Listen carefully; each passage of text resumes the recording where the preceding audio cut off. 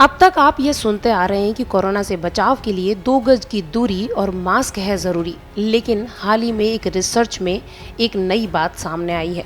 Corona से बचाव करने में 2 गज की दूरी कोई मायने नहीं रखती। लेकिन रिसर्च में यह बात कही गई है कि कोविड-19 से बचाव करने के लिए मास्क और वेंटिलेशन का होना बहुत ज़रूरी है। बार बार शोधकर्ता इस बात पर जोर दे रहे हैं कि मास्क ही वैक्सीन का काम करेगा।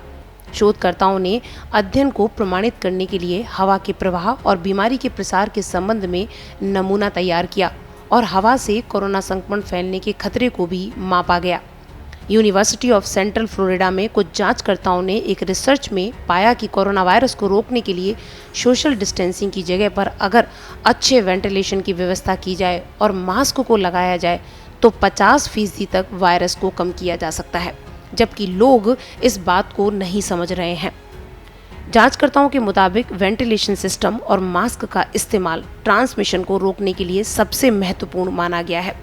रिसर्च में पाया गया कि अगर मास्क पहनने के दौरान संक्रमण की जांच की जाए तो यह संक्रमण को बढ़ने नहीं देगा। इसलिए स्कूल और अन्य व्यवसायों में जाने के लिए सोशल डिस्टेंसिंग की नहीं बल्कि मास्क की ज़रूरत है।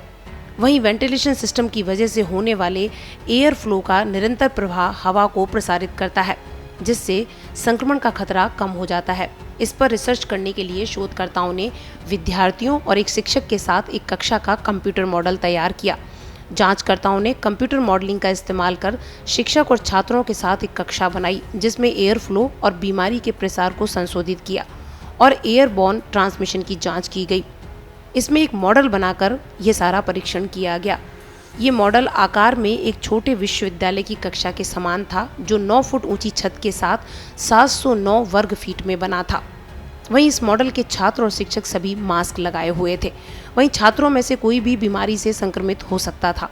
जिसके बाद विश्लेषण में पाया गया कि मॉडल में 2 कमरे हैं, एक वेंटिलेशन के साथ और एक बिना वेंटिलेशन का कमरा, जिसमें जांचकर्ताओं ने पाया कि मास्क सीधे एरोसोल जोखिम को रोकने में फायदेमंद था और वेंटिलेशन वाले कमरे ने कोरोना के संक्रमण को 50% तक फैलने से रोका।